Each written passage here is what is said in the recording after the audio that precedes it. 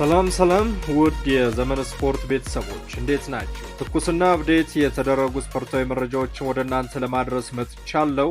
በተለይም በአርሰናልና በማንቸስተር ዩናይትድ ቤት አዳዲስ የዝውውር ወሬዎች ከታማኝ የመረጃ ምንጮች መጥተዋል።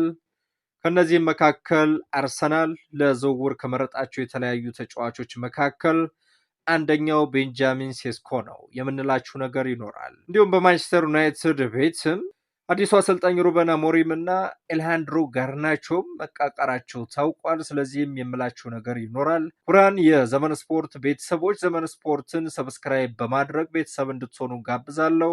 ቪዲዮዎችንም ላይክ እና ሼር እያደረጋችሁ አጋርነታችሁን አሳዩኝ። ወደ መረጃዎቹ አልፋለሁ።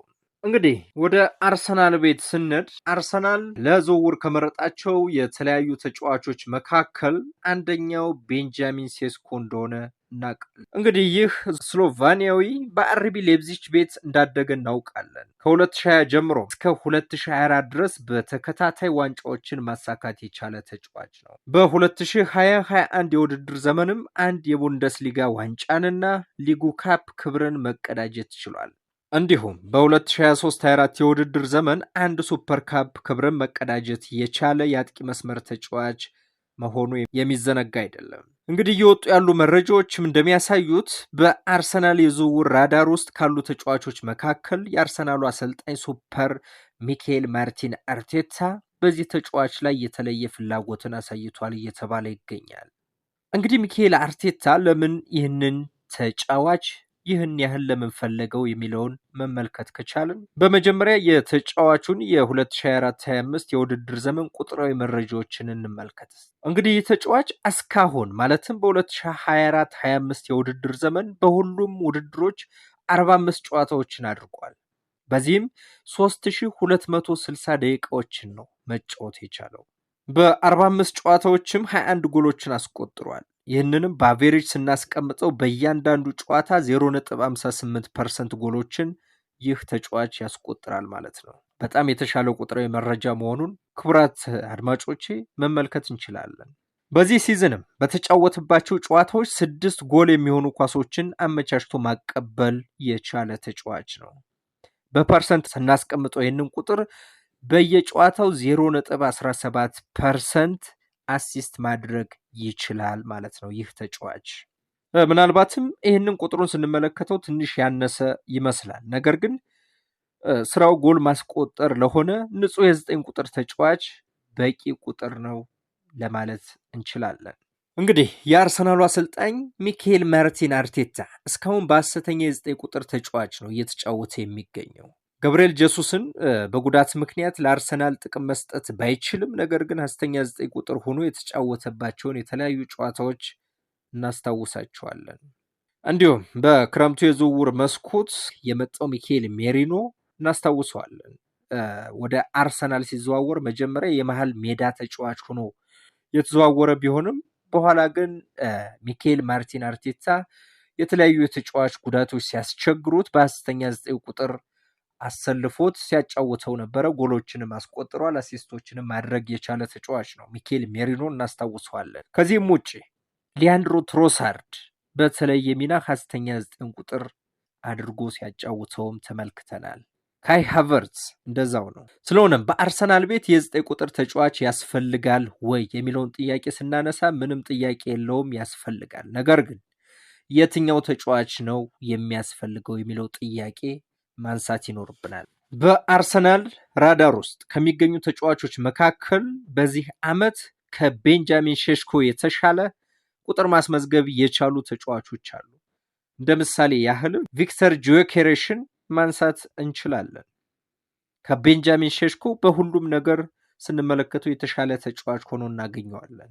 ነገር ግን አርሰናል ይህንን ተጫዋች ያላጠበቀበት ምክንያት ምንድን ነው ብለን ስንነጋገር ዋነኛው ምክንያት ለተጫዋቹ የተለጠፈበት ገንዘብ ነው። ውድ ተከታታዮች አርሰናል በዚህ ዓመት ከንጹህ 9 ቁጥር ተጫዋች ውጭ ሌሎች ቦታዎችም ላይ ተጫዋች ያስፈልጉታል። የመሃል ሜዳው ሞተር ቶማስ ፓርቴ ዘንድሮ ለአርሰናል መቼም ሁላችንም የአርሰናል ደጋፊዎችም ይሁን ሌሎች እግር ኳስ ወዳድ ማህበረሰብ ቶማስ ፓርቴ በአርሰናል ቤት ምን አይነት እንቅስቃሴ ሲያስመለክተን እንደነበረ እናስታውሰዋለን። በመሃል ሜዳ ተጫዋችነት ሚና ሚኬል አርቴታ እንዴት ሲያጫውተው እንደነበረ እናስታውሳለን። ከዚህም አልፎ በኋላ መስመር ላይም የክንፍ ተከላካይ አድርጎ ሲያጫውተውም ተመልክተናል። ለአርሰናልም እጅግ አስፈላጊ የነበረ ተጫዋች መሆኑ አይዘነጋም። ነገር ግን ይህ ተጫዋች በክረምቱ ይለቃል። በሱ ቦታም ኦልሬዲ ያለቀ ዝውውር ነው፣ ማርቲን ዙቢሜንዲ ይመጣል። ሌላው የመሃል ሜዳ ተጫዋች ጆርጂኒሆ ከአርሰናል ጋር የሚለያይ ሌላኛው ተጫዋች ነው። ኦሌክዛንደር ዚንቼንኮን ማንሳት እንችላለን። ኬሪያን ቲርኒን፣ ጃኮብ ኪዌርን፣ ማርቲኔልን መጥራት እንችላለን። በዚህ ዓመት ከአርሰናል ጋር ሊለያዩ የሚችሉ ተጫዋቾች ናቸው። ስለሆነ ይህንን የተጫዋች ቦታ ለመድፈን ሌሎች ዝውውሮችን አርሰናል ማድረግ አለበት፣ ምንም ጥያቄ የለውም። ለዚህም ደግሞ ከፍተኛ የፋይናንስ አቅም ያስፈልገዋል። ስለዚህም ሚኬል ማርቲን አርቴታ በተመጣጣኝ ገንዘብ ጥሩ አቋም ያለውን የአርቢ ሌፕዚጉን አጥቂ ቤንጃሚን ሼሽኮን ለማስፈረም እየገፋ ይገኛል። ይህ ተጫዋች እንግዲህ ገና 21 ዓመቱ ነው። ስለሆነም በአርሰናል ቤት ለመፈረም የሚታደል ከሆነ ረዘም ላለ ዓመትም ሊፈርም ይችላል ተብሎ እየተጠበቀ ይገኛል። ሌላውን እንግዲህ ስናነሳ ቪክተር ዮኬሬሽም በአርሰናል እና ማንቸስተር ዩናይትድ እንደሚዘዋወር እየተነገረ ይገኛል። እንግዲህ ቪክተር ዮኬሬሽም ከሊዝበን ወደ ለንደን መዘዋወር እንደሚፈልግ እየተናገረ ይገኛል። የ26 ዓመቱ የስፖርቲንግ ሊዝበን አጥቂ ባለፉት 2 የውድድር ዘመናት በአውሮፓ እጅግ ተፈላጊ ከሆኑ የፊት አጥቂዎች አንዱ ሆኖ መቀመጥ የቻለ ተጫዋች ነው። ቪክተር ዮኬሬሽ ወደ ፖርቹጋል ከተዘዋወረ በኋላ በ101 ጨዋታዎች አስደናቂ ቁጥርን ነው ምጠራላቸው ክቡራት ተከታታዮች፣ 96 ጎሎችን ነው ማስቆጠር የቻለው። ይህንንም በማድረጉ የፕሪሚየር ሊጉ የከባድ ሚዛን ተፈላጊ በአርሰናል እና ዩናይትድ ቤት እየተፈለገ ይገኛል። መጀመሪያ ላይም ቀይ ሰይጣኖቹ ስዊድናዊውን ተጫዋች የማስፈረም ፉክክር እየመሩ የነበረ ቢሆንም ከዋና አሰልጣኛቸውና ከቀድሞ የስፖርቲንግ ስራ አስኪያጅ ከሩበን አሞሪም ጋር ባለው የቅርብ ግንኙነት ምክንያት እንግዲህ ቪክተር ዮኬሬሽን ለማስፈረም ከፍተኛ ቦታ ተሰጧቸው እንደነበር አይዘነጋም። ነገር ግን አርሰናል ከቀይ ሰይጣኖቹ ጋር ሲወዳደር በሻምፒየንስ ሊግ ብቃቱና አዎንታዊ አመለካከቱ ሳቢ አማራጭ ሆኖ ብቅ ያለ ክለብ ስለሆነ ቪክተር ዮኬሬሽ ከማንቸስተር ዩናይትድ ይልቅ በከፍተኛ ሁኔታ አርሰናልን ይመርጣል ማለት ነው።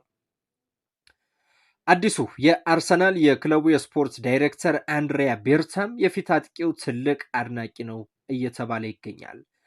የሰሜን ለንደኑ ቡድን በ60 ሚሊዮን ፓውንድ የተገመተው ቪክተር ዮኬሬሽን በሚቀጥለው የውድድር ዘመን አጥቂውን እንዲመራ ስለመፈለጉ አሁንም እየተነገረ ይገኛል።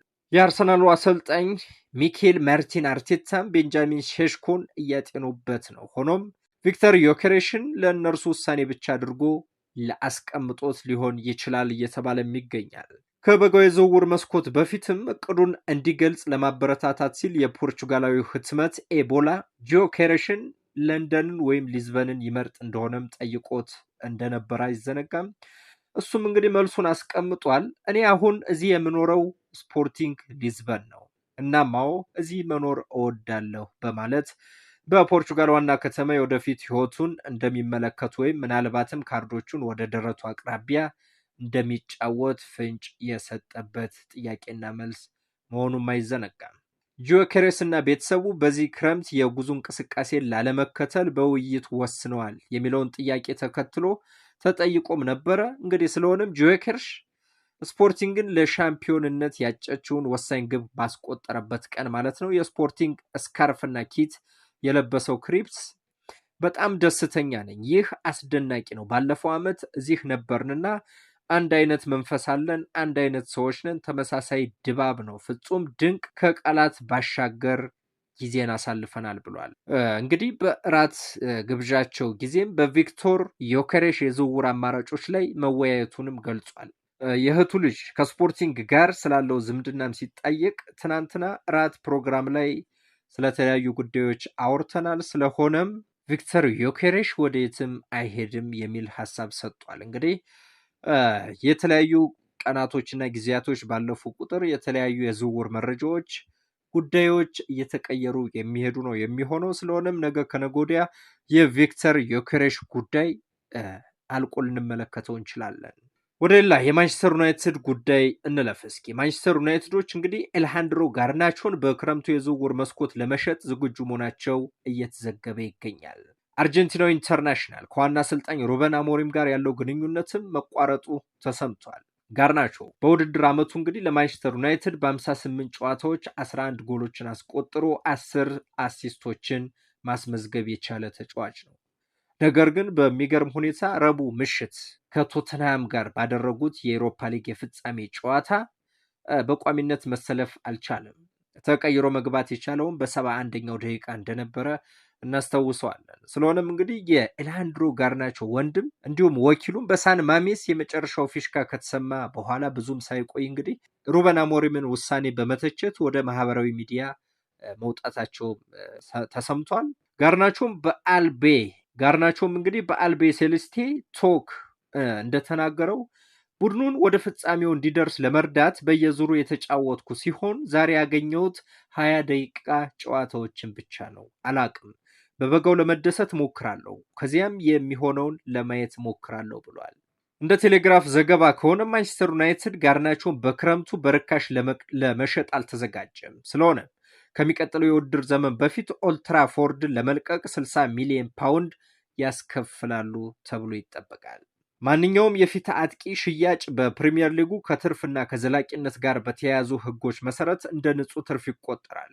ስለሆነ ማንቸስተር ዩናይትድ ለቀጣዩ የውድድር ዘመን ሻምፒዮንስ ሊግ ማለፍ ባለመቻሉ የገንዘብ ድጋፍ ያስፈልገዋል። ጋርናቾ በ2022 ከአትሌቲኮ ወደ ማንቸስተር ዩናይትድ ያቀና ሲሆን በሁሉም ውድድሮች ላይ 144 ጊዜ ቀያይ ሰይጣኖችን ወክሎ 26 ጎሎችን አስቆጥሮ 22 ለጎል የሚሆኑ ኳሶችን አመቻችቶ አቀብሏል። እንግዲህ ናፖሊም በጥር ወር ለአጥቂው አንድ ጥያቄ ጠይቆ ነበረ፣ ነገር ግን ውድቅ ተደርጎበታል። ቸልሲዎችም በዚህ ዓመት መጀመሪያ ላይ እንግዲህ ፈላጊ ነበሩ፣ የአሌሃንድሮ ጋርናቾ ማለት ነው። ስለሆነም ሁለቱም ክለቦች አገልግሎቱን እንደሚፈልጉ ይታወቃል። አሌሃንድሮ ጋርናቾ ማንቸስተር ዩናይትድ እሁድ ከአስቶን ቪላ ጋር በመጫወት የፕሪሚየር ሊግ ዘመናቸውን ሲያጠናቅቁ ወደ መጀመሪያው አሰላለፍ ሊመለስ ይችላል ተብሎ ይጠበቃል። ነገር ግን ከጨዋታው በኋላ የሰጣቸው አስተያየቶች በቡድኑ ውስጥ እንዲቀመጥ አድርገውታል ተብሏል። በሌላ የማንቸስተር የዝውውር ጉዳይ ስንሄድ እንግዲህ የሳውዲው ክለብ አልሂላል የማንቸስተሩን የመሃል ሜዳ ተጫዋች ብሩኖ ፈርናንዴሽን ለማስፈረም እስከ 100 ሚሊዮን ፓውንድ የሚጠጋ ከፍተኛ ገንዘብ ለማቅረብ ተዘጋጅቷል የሚል ዜና እየወጣ ይገኛል። ክቡራት ተከታታዮች አልሂላል እንግዲህ ለብሩኖ ፈርናንዴሽ በሳምንት 700,000 ፓውንድ ደሞዝ ለመክፈል እንዲሁም ቦነስን ጨምሮ ዓመታዊ ደሞዙን 65 ሚሊዮን ፓውንድ ለመክፈል ተዘጋጅቷል እየተባለ ነው። በፋይናንስ ቀውስ እየታመሰ የሚገኘው ዩናይትድ እንግዲህ ይህ ሁሉ ገንዘብ ቀርቦለት ውድቅ ሊያደርገው ይችላል ወይ የሚለው ጥያቄ ይሆናል። እንግዲህ ፈርናንዴዝ ይህ ሁሉ ደሞዝ ከፍ ካለ ጥቅማ ጥቅም ጋር ቀርቦለት እምቢ ማለት ይችላል ወይ የሚለው ጥያቄ እንግዲህ መጠየቅ ይገባናል። እንዲሁም የዚህን ዓመት ውድድር ማስታወስ ከቻለን እንግዲህ በማንቸስተር ቤት ይህ ድንቅ ፖርቹጋላዊ ባይኖር እንግዲህ ማንቸስተር ዩናይትድ በዚህ የውድድር ዘመን ወደ ታችኛው ሊግ አይወርድም ነበር ብላችሁ ታስባላችሁ የሚል ጥያቄን እያቀረብኩ እገኛለሁ። እንግዲህ ውድ የዘመን ስፖርት ተከታታዮች ይህንን ጥያቄ እንግዲህ በኮሜንት ሴክሽን ቦክስ ላይ አካፍሉኝ እስኪ።